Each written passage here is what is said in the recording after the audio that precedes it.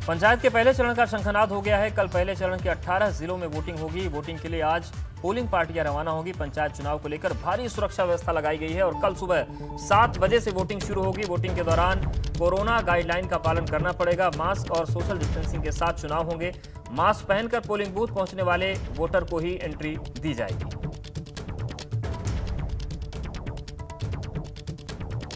तो काउंटडाउन शुरू हो गया है पंचायत चुनाव का। पहले चरण का जो मतदान है वो कल यानी कि 15 तारीख को होगा और पहले चरण के 18 जिलों में वोटिंग होगी। वोटिंग के लिए आज पोलिंग पार्टियों को रवाना किया जाएगा। पंचायत चुनाव को लेकर भारी सुरक्षा व्यवस्था तैनात की गई है। कल सुबह 7 बजे से पंचायत चुनाव में वोटिंग होनी है। वोटिंग के दौरान कोरोना गाइडलाइन का पालन करना होगा। मास्क और सोशल डिस्टेंसिंग के साथ चुनाव होंगे। मास्क पहनकर पोलिंग बूथ पहुंचने वाले वोटर को ही एंट्री मिलेगी। अगर मास्क पहनकर नहीं जाएंगे तो वहां पर एंट्री नहीं मिलेगी। और रुक करते हैं आगरा और गाजियाबाद का, जहां से नितिन और शक्ति हमारे साथ जुड़ गए और जानने की कोशिश करते हैं कि पंचायत चुनाव की तैयारियां किस तरीके से हैं। नितिन, ये एक बड़ी चुनौती वाला वक्त है जब कोरोना की दूसरी लहर अपने चरम पर है। उस दौर में चुनाव होने जा रहे हैं। प्रशासनिक तौर पर क्या तैयारियां हैं और वोटर के मन में डर तो नहीं है? देखिए, बिल्कुल ये बहुत ही अप्रत्याशित तरीके से इस बार चुनाव देखने को मिल रहे हैं और वजह है कि कोरोना काल में चुनाव हो रहे हैं और पंचायत का चुनाव एक ऐसा चुनाव है जो बहुत ही कहा जाए माइक्रो लेवल पर सीधे 1 to 1 होता है। तो ऐसे में जो कोरोना का खतरा है वो कई गुना और भी ज़्यादा बढ़ जाता है। अब रही बात पंचायत चुनाव की, त्रिस्तरीय पंचायत चुनाव है। बैलेट पेपर से चुनाव हो रहा है। 4 पदों के लिए वोट डाले जाएंगे और चारों जो बैलेट पेपर होंगे अलग अलग पदों के लिए, चाहे वो जिला पंचायत सदस्य हों, क्षेत्र पंचायत सदस्य, ग्राम प्रधान और ग्राम पंचायत सदस्य, चारों के जो बैलेट पेपर हैं अलग अलग रंगों के होंगे और उसको भरकर उसको बैलेट पेपर की गिनती होगी। उसके बाद तय होगा कि गांव की सरकार पर कौन काबिज हुआ।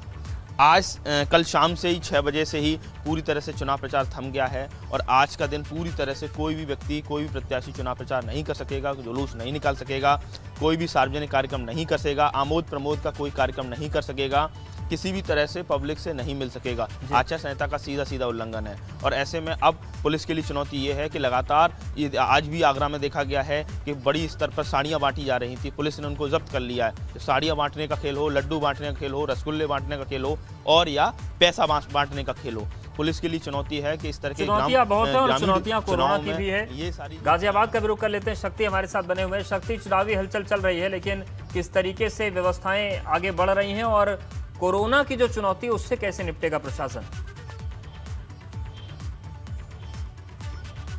देखिए, अगर कोरोना की चुनौती की बात करें तो ये ग्राम पंचायत का चुनाव है और जो गांव के लोग हैं वो बिल्कुल भी मानने को तैयार नहीं हैं। जिस तरीके से कोरोना काल में ये इलेक्शन हो रहा है उस तरीके से जो प्रशासन है उसके सामने काफ़ी बड़ी चुनौती है कि किस तरीके से जो कोरोना के जो प्रोटोकॉल हैं उनको कैसे मेंटेन कराया जाए, कैसे समझाया जाए और किस तरीके से इन लोगों से आग्रह किया जाए कि जो वोटिंग डालने आएंगे उसमें भी सोशल डिस्टेंसिंग का पालन जरूर किया जाए। क्योंकि ग्राम पंचायत है, गांव के चुनाव हैं और गांव के चुनाव में हमेशा एक उत्साह होता है।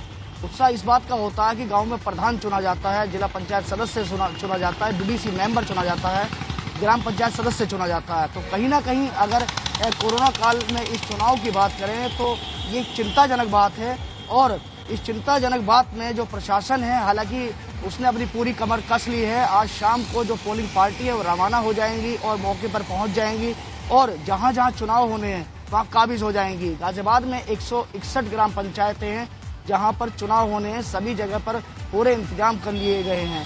वहीं अगर बात करें तो मास्क की और सैनिटाइजेशन की हालांकि व्यवस्था जरूर कराई जाएगी, लेकिन ये कल देखना होगा कि जमीनी स्तर पर क्या उनका पालन हो रहा है या नहीं हो रहा है। लेकिन जिस तरीके से जो अधिकारी हैं वो भ्रमण पर हैं और लगातार घूम रहे हैं, आग्रह भी किया जा रहा है।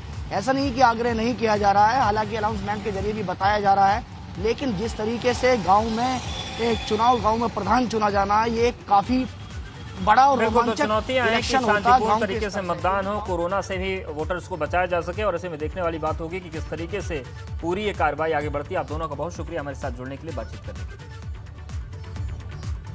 तो पंचायत चुनाव में पार्टी से बगावत करने के मामले में बीजेपी सख्त हो गई है। सुल्तानपुर बीजेपी ने 26 कार्यकर्ताओं को पार्टी से 6 साल के लिए निष्कासित कर दिया। और 12 ऐसे प्रमुख कार्यकर्ताओं को नोटिस दिया है जो उन्हें चुनाव लड़ा रहे थे।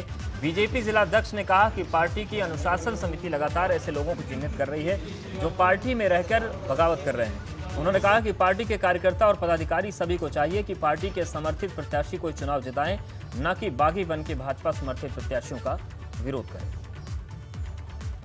उनका क्या कार्रवाई की? देखिए, 26 कार्यकर्ता जो चुनाव लड़ रहे हैं उनको हमने पार्टी से निकाल दिया है। 12 ऐसे कार्यकर्ता हैं, प्रमुख कार्यकर्ता हैं, जो इनको लड़वाने का काम कर रहे हैं। उनको हमने एक दिन का समय दिया था। यदि वो समय से अपने में सुधार नहीं करते तो इन 12 लोगों को भी हम निकाल दें। इसमें हमारे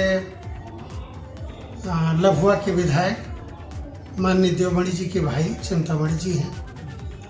हमारे लोहरा मऊ मंडल के मंडल अध्यक्ष सतीश सिंह जी हैं। दूबेपुर मंडल के महामंत्री श्री गिरीश श्रीवास्तव जी हैं।